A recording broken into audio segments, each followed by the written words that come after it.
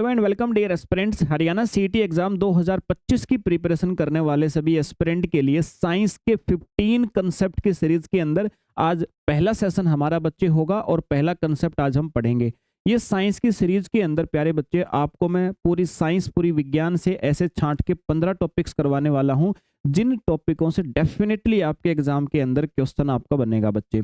तो आइए शुरू करते हैं। और आज के पहले सेशन के अंदर बच्चे हमें जो पढ़ना है उस टॉपिक को हमारे द्वारा कहा जाएगा सर सोप। सोप या साबुन के नाम से प्यारे बच्चे आप जानेंगे। देखिए आप कहेंगे सर साबुन ये कैसा टॉपिक है सर, हमने तो इसके बारे में नहीं सुना कि कोई विशेष तौर पे आता हो। देखिए बच्चे हमारे दैनिक जीवन से रेलिवेंट जो साइंस है ना, अक्सर पेपर के अंदर क्वेश्चन विज्ञान के उसी हिस्से से पूछे जाते हैं और साबुन सबसे ज्यादा हमारे दैनिक जीवन से रिलेटेड क्वेश्चन है। अगर कॉम्पिटिटिव एग्जाम्स की हम बात करें बच्चे तो अलग अलग कंपटीशन एग्जाम्स के अंतर्गत साबुन से, अकेले साबुन से बच्चे आपके 26 बार क्वेश्चन आज तक पूछे गए हैं। अकेले हरियाणा के एग्जाम्स के अंदर बच्चे आपके 11 से 12 बार क्वेश्चन साबुन से रेलिवेंट आ चुके हैं। तो जितने क्वेश्चंस बच्चे सोप यानी साबुन से बनते हैं ना, वो सारे के सारे कंसेप्ट मैं आपको बताऊंगा। और साबुन तो आप पढ़ेंगे, साबुन के साथ में और जो चीजें इससे रिलेटेड सीखेंगे बच्चे वो आपके एग्जाम के लिए सारी की सारी बहुत इंपॉर्टेंट होने वाली हैं। तो आइए बच्चे शुरू करते हैं। और टॉपिक जब आप पढ़ेंगे तो आपको स्वयं भी इस बात का अनुमान लग जाएगा कि हाँ सर साबुन से रिलेटेड ऐसे क्वेश्चन हमारे बन सकते हैं। देखिए अगर साबुन के बारे में मैं आप सभी बच्चों से क्वेश्चन करूं कि भाई साबुन आपका क्या है, साबुन क्या बच्चे आपका एसिड है या सर ये एक बेस है या साल्ट है सर, इन तीनों में से बच्चे एक चीज तो है। और अक्सर बच्चे जो जिन्होंने पढ़ा है थोड़ा सा तो वो जवाब देंगे सर साबुन तो हमने पढ़ा है, बेसिक नेचर होता है, क्षारीय प्रकृति का होता है सर इसका नेचर।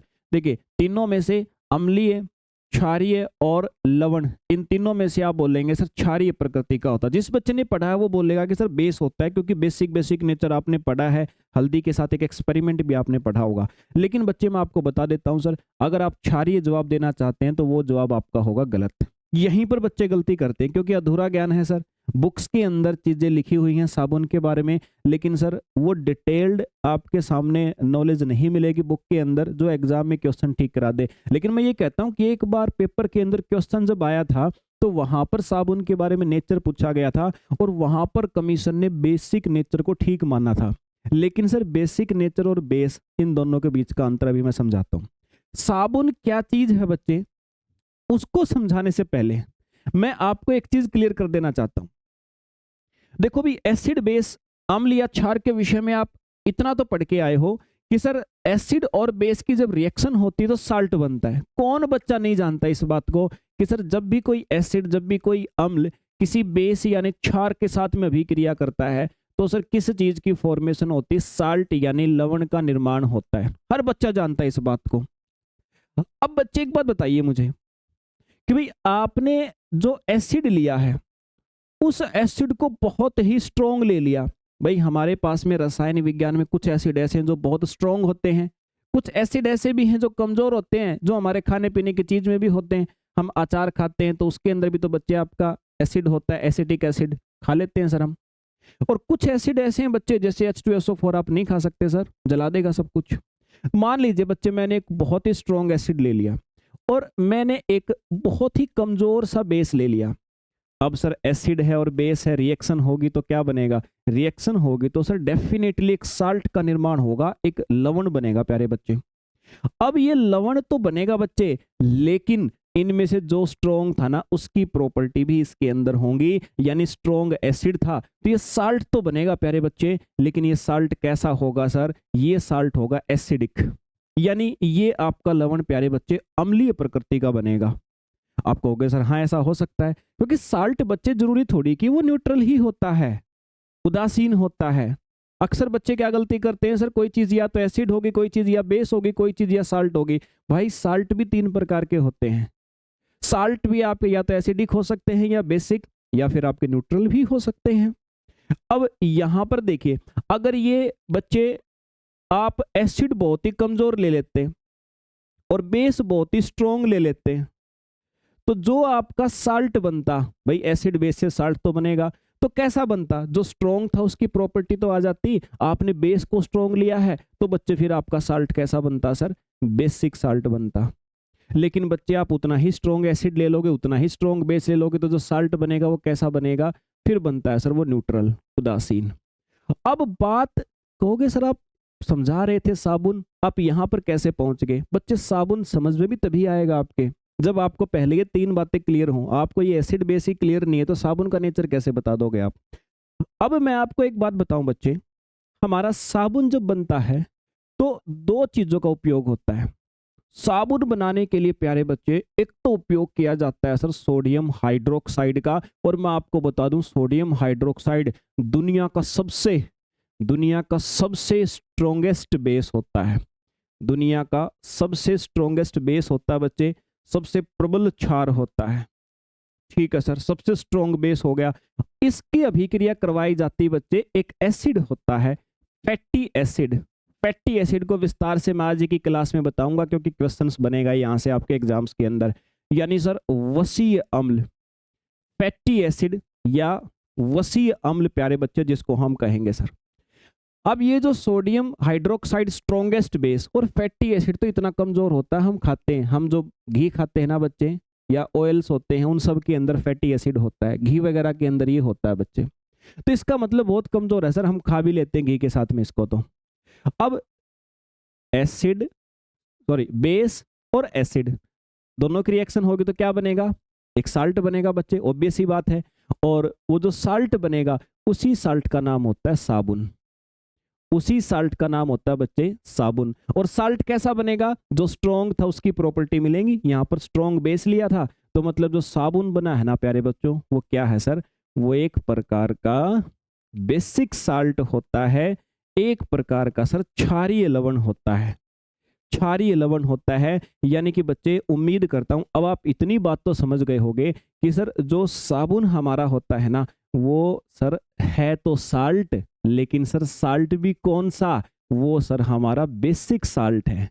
समझ गए ना बच्चे? बेस नहीं है सर, बेस नहीं है साबुन, साबुन बेसिक साल्ट है। अगर परिभाषा आपको कभी देनी पड़ जाए बच्चे कि भाई डेफिनेशन दे करके बताओ साबुन के बारे में, तो आप साबुन की परिभाषा बच्चे क्या लिखते हो? साबुन के लिए आप लिखते हो सोडियम और potassium salt of fatty acid, of fatty acid. Hindi में लिखते हो बच्चे आप वसीय अम्लों के सोडियम या पोटेशियम लवण, इस प्रकार से लिखते हो। अब इसका मीनिंग निकाल के देख लो, आपके सामने जो लिखा हुआ इसका मीनिंग क्या निकलता है कि सर साबुन को बनाने में एक तो सोडियम या पोटेशियम में से किसी चीज का यूज होगा। ये देख लीजिए बच्चे, ये देखिए सोडियम हाइड्रोक्साइड इसका यूज हुआ है। ओके सर, इसके अलावा साबुन स्वयं होता क्या है सर? स्वयं साल्ट है। किसकी सहायता से बनता है? फैटी एसिड की सहायता से, यानी वसीय अम्लों की सहायता से और सोडियम और पोटेशियम की सहायता से बना हुआ क्या है? एक साल्ट है प्यारे बच्चों। समझ में आ गई बात? और साबुन को बनाने की प्रोसेस भी मैंने आपको बताई है, यहाँ पर ध्यान से देखिए, यही प्रोसेस है बच्चे, साबुन बनाने की यही प्रोसेस होती है। जब साबुन बनता है ना बच्चे तो इसके साथ में एक एक्स्ट्रा में एक चीज बनती है जिसको हम क्या बोलते हैं? ग्लिसरॉल। क्या बोलते हैं बच्चे? ग्लिसरॉल कहते हैं। अच्छा, अब एग्जाम के अंदर क्वेश्चन देखो, पहला क्वेश्चन तो एग्जाम के अंदर जो सबसे ज्यादा बार रिपीट हुआ है आपका वो यही हुआ है कि सर साबुन क्या होता है? बच्चे बेस लगा के आ जाते हैं, लेकिन मैं कहता हूं साबुन एक साल्ट है बच्चे, लेकिन बेसिक साल्ट है। ध्यान रखना, आपने बेस नहीं बताना है, बेसिक साल्ट बताना है। समझ गए बात को? अगर बाई चांस ऐसा आ जाता है एग्जाम के अंदर कि साबुन क्या है, एसिड है कि बेस है कि साल्ट है, तो साल्ट बताना है बच्चे आपने। ऐसा आ जाए कि साबुन की प्रकृति कैसी होती है, इसका नेचर कैसा होता है, एसिडिक नेचर होता है कि बेसिक नेचर होता है, फिर बेसिक नेचर लगा सकते हो। तो ये एक पहला क्वेश्चन क्लियर हुआ बच्चे। अब दूसरा क्वेश्चन ये पूछा गया आपका एग्जाम के अंदर, अक्सर जो देखने को मिला है कि भाई साबुन बनाने की प्रक्रिया में सह उत्पाद के रूप में क्या बनता है, यानी what is the name of the co product when we form soap. साबुन बनाते समय उसके साथ में एक्स्ट्रा में क्या बनता है? तो बच्चे याद रखना, ग्लिसरॉल। ग्लिसरॉल बनता है सर, इसका फॉर्मूला होता है C3H8O3। अब ये बुद्धि मत लगाना, अरे सर सीईटी तो आसान सा एग्जाम है सर, ये ऐसे क्वेश्चन थोड़ी आते हैं। एक बात आपको बता देता हूं बच्चे, क्वेश्चन दिखेगा आपको आसान, सीईटी के एग्जाम में क्वेश्चन नो डाउट आपको आसान दिखेगा, लेकिन होगा नहीं सर। कंसेप्ट आपको देखा देखा लगेगा, लेकिन उसको ऐसे घुमाया हुआ मिलेगा ना बच्चे कि मीनिंग कुछ और निकलता होगा और आप समझेंगे कुछ और। भाई साइंस के साथ ऐसा ही होता है। देखने में अगर आप पेपर देने नहीं जा रहे हो, आपने किसी प्रीवियस ईयर की बुक खरीद के देखा, अरे साइंस तो आसानी आती है, लेकिन अगर तुम होते उसको सोल्व करने के लिए पेपर के अंदर, तो प्यारे बच्चों मैं गारंटी लेता हूँ आधे क्वेश्चन गलत कर दे तो तुम्हें लगता है कि सर ये हो जाएंगे हमसे। बाकी आपकी अपनी मेहनत है बच्चे, जिसने ज्यादा कर रखी है वो सही भी करेगा सर, और उसी पर्पज से हम भी आप सभी के सामने सेशन ला रहे हैं। तो ये 15 सेशन के अंदर आपको इतना जरूर डेफिनेटली क्लियर करा देंगे बच्चे। मुझे नहीं पता कि पूरी साइंस किसने आप में से पढ़ रखी कि नहीं पढ़ रखी, लेकिन ये 15 कंसेप्ट ऐसे कराऊंगा बच्चे कि क्वेश्चन फंसेंगे आपके पेपर के अंदर। ओके सर, अभी तक हमने 3 प्रकार की बातों को क्लियर किया है कि सर साबुन होता क्या है, अगर कभी परिभाषा देनी पड़ जाए तो क्या परिभाषा दोगे, एज इट इज ये वाली बात लिख के आ जाना भाई। इंग्लिश मीडियम हो तो ये लिख देना, हिंदी मीडियम हो तो ये लिख देना। साबुन का मतलब है sir sodium and potassium salt of fatty acid. आप कहोगे सर यहाँ तो आपने सर सोडियम लिखा हुआ है, आपने वहां पोटेशियम क्यों लिखा। देखो बच्चे, साबुन यहाँ सोडियम की बजाय पोटेशियम लिख ले लोगे ना, ये वाला कंपाउंड, तो भी बन जाएगा आपका। अंतर आएगा, लेकिन अंतर क्या आएगा अभी सिखाऊंगा आपको। ठीक है सर, तो इसलिए मैंने लिखा सोडियम भी ले सकते हो, पोटेशियम भी। और ये जो प्यारे बच्चे साबुन बनाने की प्रक्रिया है ना, ये सोडियम हाइड्रोक्साइड के साथ में फैटी एसिड मिला करके साबुन बनता है और ग्लिसरॉल बनता है। ये जो पूरी प्रक्रिया है प्यारे बच्चों, ये साबुन बनाने की जो प्रोसेस है, इस प्रोसेस को क्या कहा जाता है, इसको हम कहते हैं सर सैपोनिफिकेशन। इसको कहा जाता है बच्चे साबुनीकरण। ठीक है, साबुनीकरण। समझ में आ गई बच्चे बात, साबुनीकरण इसको कहा जाता है सर, सैपोनिफिकेशन इसको हम बोलेंगे। तो चौथा क्वेश्चन ये भी क्लियर हुआ बच्चे आपको, साबुन बनाने की प्रक्रिया को क्या कहा जाता है। बहुत आया है पेपर में ये भी आपका। अब आगे बढ़ते हैं सर, मैं एक बार आपको इतना क्लियर कर दूं भाई, इतना मैं आपको एक बार क्लियर कर दूं कि अभी तक आपने क्या क्या जाना है सर। आपने ये जाना है कि सर साबुन हमारा जो है वो एक प्रकार का बेसिक साल्ट है सर, एक प्रकार का क्षारीय प्रकृति का लवण होता है। दूसरी बात आपने क्या जानी है बच्चे, आपने जानी है सर कि साबुन बनाने की जो प्रोसेस है उसको हम सैपोनिफिकेशन बोलते हैं। साबुन बनाने की प्रक्रिया को प्यारे बच्चे हमारे द्वारा साबुनीकरण कहा जाता है। और तीसरी चीज बच्चे आपने ये समझी है कि सर साबुन के साथ में एक को प्रोडक्ट बनता है जिसको हम ग्लिसरॉल कहते हैं सर, ग्लिसरॉल हम कहते हैं प्यारे बच्चे जिसको, ये बनता है। ठीक है, अभी तक 3 बातों के ऊपर आपने फोकस किया है, मेन बात बताई मैंने। अब सर, अब हमें जो चीज देखनी है ना बच्चे, आपको ये देखना है सर कि फैटी एसिड का जिक्र आया है, एक वसीय अम्ल का जिक्र आया है प्यारे बच्चों। फैटी एसिड या वसीय अम्ल का प्यारे बच्चे एक आप सभी के सामने सर क्या आया है, जिक्र आया है। और ये जो फैटी एसिड है ना बच्चे, ये क्या होता है आपको जानना पड़ेगा, इसके एग्जाम्पल पेपर में आते हैं। और मैं कह रहा हूं बच्चे आपके सीईटी एग्जाम के अंदर भी साइंस आपकी मॉडरेट से और अच्छे लेवल तक रहेगी, इजी आने के चांस बहुत ही कम है, आप समझिए इस बात को। हरियाणा के अंदर 90% जो पेपर मैंने उठा करके देखे हैं उन सब के अंदर मॉडरेट से डिफिकल्ट लेवल आता है साइंस का। डिफिकल्ट होते हैं 2-1 क्वेश्चन, लेकिन बाकी सारे के सारे मॉडरेट होते हैं आपके पेपरों के अंदर, कभी कम आते हैं कभी ज़्यादा आते हैं। इजी क्वेश्चन बहुत कम देखने को मिलते हैं बच्चे, वो समय गया। ग्रुप डी के अंदर तो एक आधा न्यूमेरिकल भी आ जाता है, अब बताइए क्या करेंगे आप। तो पढ़ना पड़ेगा बच्चे, अपने अंदर जो पहले से विचार आपने बना रखे हैं, खुद की धारणाएं कि ऐसी आती है साइंस वैसे ही आती है, उसको हटा दीजिए, वो हम पे छोड़ दीजिए बच्चे, लेकिन पढ़ना आप सभी को पड़ेगा। फैटी एसिड क्या होते हैं समझते हैं। फैटी एसिड का मतलब होता है बच्चे लॉन्ग कार्बन चेन, ऐसे एसिड जिनमें कार्बन की लंबी श्रृंखला होती है। आपने सुना होगा बच्चे कि कार्बन कार्बन एक दूसरे से जुड़ के लंबी श्रृंखला बनाते हैं।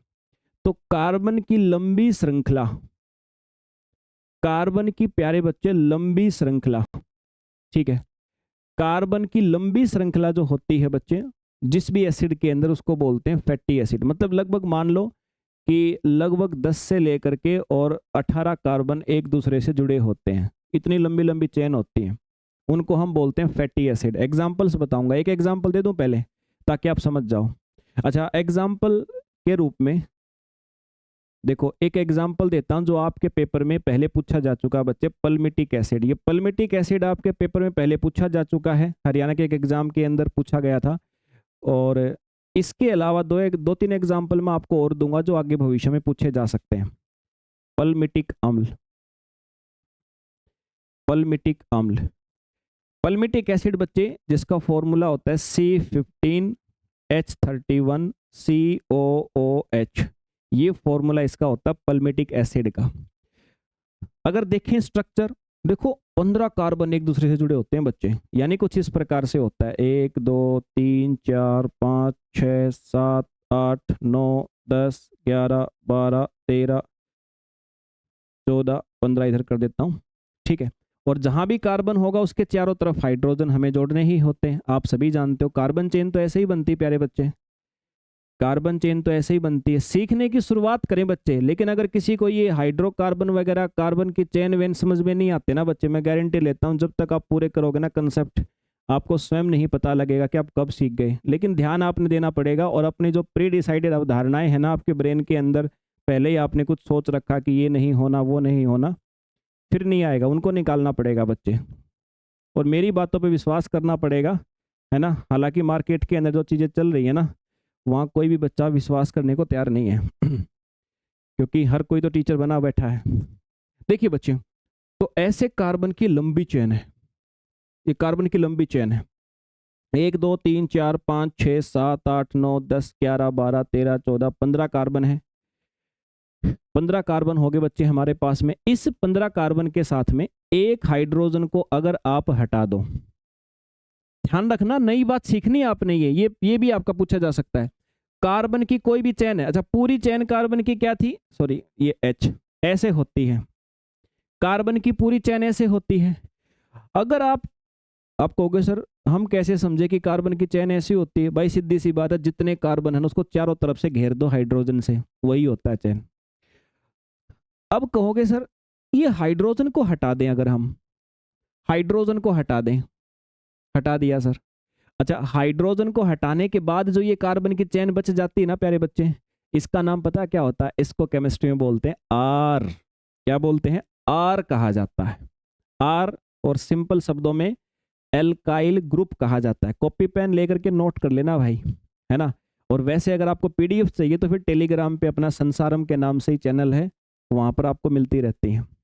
तो बच्चे ये जो आर है, एल्काइल ग्रुप जिसको हमारे द्वारा कहा जाएगा सर, एल्काइल ग्रुप जिसको हमारे द्वारा बोला जाएगा, ये कब बनता है, जब एक कार्बन की कोई चेन में से एक हाइड्रोजन हटा दो, बात खत्म, इसको आर बोलेंगे। अब इसके साथ में अगर आप जोड़ दो C डबल बॉन्ड OH, ये जोड़ दो C double bond OH, COOH बोलते हैं सरल शब्दों में। और इसी को कहा जाता है बच्चे हमारे द्वारा कार्बोक्सिलिक एसिड। क्या कहते हैं सर, कार्बोक्सिलिक एसिड इसको कहा जाता है।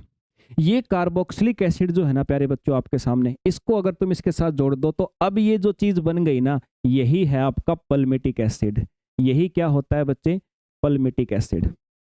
अब कहोगे सर हमें इतना सारा याद करना पड़ेगा, देखो वैसे तो ये ज्यादा है नहीं, लेकिन आपको लग रहा है तो मैं तो सिंपल सी आपको बात कहता हूँ, पल्मिटिक एसिड का नाम याद कर लेना कि ये एक प्रकार का क्या होता है, फैटी एसिड होता है। लेकिन बच्चे इस क्लास के अंदर अब साइंस बैकग्राउंड वाले बच्चे भी होंगे, और साइंस बैकग्राउंड वालों की भी वैकेंसी आएंगी। सीईटी एग्जाम में अब की बार साइंस बैकग्राउंड के बच्चों का भी होगा, तो साइंस का लेवल तो थोड़ा सा ज़्यादा रखेगा सर। 38 से 40 प्रकार की पोस्ट जुड़ी हैं, उनमें से अधिकतर साइंस वाले बच्चों के हैं। तो ऑब्वियस ही बात है सर, लेवल एक आधे क्वेश्चन अच्छा बढ़ा के देगा सीईटी का भी, तो आपको करना पड़ेगा सर। अच्छा ये आर था, आर के साथ क्या जोड़ दिया आपने, COOH जोड़ दिया बच्चे। तो ये जो फॉर्मूला होता है ना, ये किसका होता है, फैटी एसिड का, वसी अम्ल का होता है। आर का मतलब एल्काइल ग्रुप बोलते हैं उसको, मतलब कार्बन की जो चेन है उसमें से एक H को हटा दो, एल्काइल ग्रुप बोलते हैं। COOH जोड़ दो, अब ये क्या बन जाता, फैटी एसिड, इसको बोलते हैं वसी अम्ल। और ये वसी अम्ल कहाँ पाए जाते हैं बच्चे, ये फैटी एसिड कहाँ पाए जाते हैं, ये हमारे फैट, वसा, यानी घी वगैरह के अंदर, या फिर ऑयल में पाए जाते हैं बच्चे। वसा या जो तेल होते हैं ना, सरसों का तेल या कोई भी तेल, उसमें पाए जाते हैं। अच्छा, अब केमिस्ट्री ने क्या कर रखा बच्चे, फैट और जो ऑयल है ना, वसा और जो तेल है, केमिस्ट्री ने क्या कर रखा बच्चे, उसको एक नाम दे रखा है। क्या नाम दे रखा है सर? उसको नाम दे रखा ट्राई ग्लिसरॉइड। उसको नाम दे रखा बच्चे ट्राईग्लिसरॉइड। हमारी केमिस्ट्री ने क्या कर रखा प्यारे बच्चों, ट्राईग्लिसरॉइड नाम दे रखा है। किसको? फैट और वेजिटेबल ऑयल जो होते हैं, मतलब वनस्पति से प्राप्त होने वाले तेल, पौधों से प्राप्त होने वाले तेल, उन्हीं के अंदर तो फैटी एसिड होता है, और उनको केमिस्ट्री में क्या बोला जाता है? ट्राईग्लिसरॉइड। इसका मतलब जब साबुन हम बनाते हैं ना, तो पता है हम क्या लिखते हैं? हम ये लिखते हैं सोडियम हाइड्रोक्साइड। एक तो ये था ही आपका पीछे, यहाँ पर क्या लिखा था आपने? Fatty acid. पेपर में क्या लिखा मिलेगा? पेपर में लिखा मिलेगा ट्राईग्लिसरॉइड। ट्राईग्लिसरॉइड। और फिर बच्चे आपका इधर क्या बनता है? साबुन बनता है, और साथ में ग्लिसरॉल बनता है। क्या बनता है सर? ग्लिसरॉल बनता है बच्चे। तो ये होती है पूरी प्रक्रिया साबुन बनाने की। आपको वसीय अम्ल नहीं लिखा मिलेगा पेपर में। पेपर में बच्चे आपको क्या लिखा मिलेगा सर? ट्राईग्लिसरॉइड लिखा मिलेगा। समझ में आ गई बात आप सभी को? चलिए ठीक है सर, इतनी सी बात आपको क्लियर हुई। तो अब आ जाओ अगली बात पे। कुछ एग्जाम्पल फैटी एसिड जो है ना प्यारे बच्चों, उस फैटी एसिड के कुछ एग्जाम्पल एक्स्ट्रा में जो आपको याद रखने हैं वो याद कर लियो भाई, पेपर के अंदर आपके ये पूछे जाएंगे। एक एग्जाम्पल तो आपने अभी भी जो मैंने लिखवाया, पल्मिटिक एसिड लिख लिया आपने, पल्मिटिक एसिड, ठीक है। दूसरा आप लिखना बच्चे स्टीयरिक एसिड, स्टीयरिक एसिड। तीसरा लिखना प्यारे बच्चे आप लोरिक एसिड, जो तुम्हारे पेपर के अंदर आएगा, लोरिक एसिड। और चौथा लिखना बच्चे आप ओलिक एसिड, ओलिक एसिड। और इनके फॉर्मूले इंपॉर्टेंट हैं। इसका मैंने बताया C15H31COOH। इसके लिए फॉर्मूला बच्चे C17H35COOH। इसके लिए बच्चे C11H23COOH। और इसके लिए बच्चे C17H33COOH। ये चार फॉर्मूलों के साथ फैटी एसिड के चार एग्जाम्पल बच्चे आपने क्या करने हैं सर? याद करने हैं। अब साबुन जो बना है प्यारे बच्चे आपका, सोप जो आपका बना है, साबुन का निर्माण जो हुआ है, मैंने क्या कहा आपको? एक तो हमारे पास में क्या था? सोडियम हाइड्रोक्साइड था, और साथ में क्या था बच्चे? अभी अभी आपने पढ़ाना RCOOH। ये दो चीज ही तो थी भाई, फैटी एसिड और सोडियम हाइड्रोक्साइड। जब इन दोनों की रासायनिक अभिक्रिया होती है ना बच्चों, तो पता है क्या होता है? सोडियम, तो क्या होता है बच्चे यहाँ पर जब इनकी रासायनिक अभिक्रिया होगी, तो RCOO ये अलग हो गया, H अलग हो गया, और सोडियम यहाँ से अलग होके यहाँ जुड़ जाता है।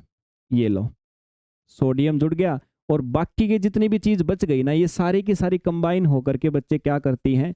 ये बनाती हैं ग्लिसरॉल। ग्लिसरॉल कहा था ना मैंने अभी आपको, वो ग्लिसरॉल बची हुई चीजों से ही तो बनता है आपका। ये है सर साबुन का फॉर्मूला। ये पेपर में पूछेगा आपसे, ये पेपर में प्यारे बच्चे आपसे पूछेगा कि साबुन का फॉर्मूला क्या होता, बताइए। तो सीधी सी बात है RCOONA। और इसी को खोल के लिखोगे तो ऐसे लिखा जाता है RCOONA। ऐसे लिखा जाता है बच्चे, ध्यान रखें। अगर अगर कपड़े धोने का साबुन है तो ऐसे लिखेंगे, लेकिन बच्चे अगर नहाने का साबुन है ना, तो कैसे लिखेंगे फिर आप? RCOO। सोडियम की बजाय क्या आ जाता? पोटेशियम। तो ये वाला साबुन आपका नहाने के लिए हो जाता है। नहाने का जो साबुन है बच्चे, उसको सॉफ्ट सोप कहते हैं। उसको हम क्या कहते हैं बच्चे? मृदु साबुन कहते हैं। और जो कपड़े धोने का है उसको हार्ड सोप कहा जाता है पेपर में, यानी सर कठोर साबुन कहा जाता है। ये दोनों बातें भी याद रखेंगे आप सभी बच्चे, ठीक है। ओके सर, तो ये तो बातें हुई, आपने पढ़ा साबुन क्या है, कैसे कैसे क्वेश्चन अराइज हो सकते हैं बच्चे। टॉपिक थोड़ा देखो अच्छा खासा उठाया मैंने, ऐसा नहीं कि आपको आसान आसान पढ़ा करके और मैं क्या हूँ वो सिद्ध कर दूंगा। मुझे पता है बच्चे पेपर में कहाँ से क्या क्या बातें आनी हैं, और उसी लेवल पे आप सभी के साथ में डीलिंग करूंगा, उसी लेवल पे बच्चे मैं आप सभी को पढ़ाने वाला हूं। तो आपको भी उसी पर्पज से उतनी ही मेहनत के साथ और सीक्वेंस में सारी चीज़ों को लिखोगे ना, फिर आपको दिक्कत नहीं होनी किसी भी प्रकार से। इसके बाद एक लास्ट टाइप का क्वेश्चन कैसे बनेगा साबुन से बच्चे, देखिए साबुन का एक मॉलिक्यूल कैसा होता है, ध्यान दें। ये साबुन का एक मॉलिक्यूल ऐसे होता है। साबुन के मॉलिक्यूल के अंदर इधर क्या होता है, इधर तो सोडियम होता है, अभी था ना फॉर्मूले में, और इधर क्या होता है बचा हुआ RC डबल बॉन्ड O। ये साबुन का जो फॉर्मूला बताया था मैंने RCOONA, तो RCOO इस तरफ होता है, Na इस तरफ, ये साबुन का एक अणु होता है। ये अणु जो है ना बच्चे, सोडियम वाली जो साइड है इसको क्या कहते हैं, इसको पोलर एंड कहते हैं। इसको पोलर एंड कहते हैं बच्चे, इसको कहते हैं ध्रुवीय सिरा, इसको ध्रुवीय सिरा कहा जाता है। और ये कैसा होता है बच्चे, ये जल में घुलनशील होता है, ये जल में घुलकर खुश होता है। इधर से साबुन का टुकड़ा हमेशा जल में घुलेगा, जल में घुलनशील है, घुलकर खुश होता है। और इधर वाला जो सिरा है ना बच्चे साबुन का, इसको क्या नाम दिया गया हमारी साइंस में, इसको नॉन पोलर एंड दिया गया बच्चे नाम, यानी अध्रुवीय सिरा। अध्रुवीय सिरा, अध्रुवीय सिरे का मतलब होता है जिसके ऊपर चार्ज नहीं है। आपको होगा सर यहाँ चार्ज नहीं, यहाँ चार्ज नहीं होता, इधर वाला जो लास्ट सिरा है यहाँ कोई चार्ज नहीं है, इसलिए अध्रुवीय सिरा बोलते हैं। और ये जल में अघुलनशील होता है, ये जल में नहीं घुलता बच्चे, ये जल में नहीं घुलता। अब साबुन काम कैसे करता है, साबुन का ये मॉलिक्यूल काम कैसे करता है, मान लीजिए कपड़े के ऊपर ये दाग लगा हुआ है, यहाँ पर ये कपड़े के ऊपर मान लो ज़्यादातर किस चीज़ का दाग लगता है बच्चे, कपड़े पे ज़्यादातर लगता है आपको ग्रीस का, ऑयल का, मतलब ऑयली लगता है दाग। हमारा पसीना भी तो ऑयली होता है, तो उसी से कपड़े खराब होते हैं। ये ऑयली दाग लगा हुआ कपड़े के ऊपर, जैसे ही साबुन लगाओगे ना बच्चे, तो साबुन के मॉलिक्यूल इसके चारों तरफ ऐसे, साबुन के मॉलिक्यूल इसके चारों तरफ बच्चे क्या होंगे, ऐसे आपके अरेंज हो जाएंगे, ऐसे बच्चे इसके चारों तरफ अरेंज हो जाएंगे सर।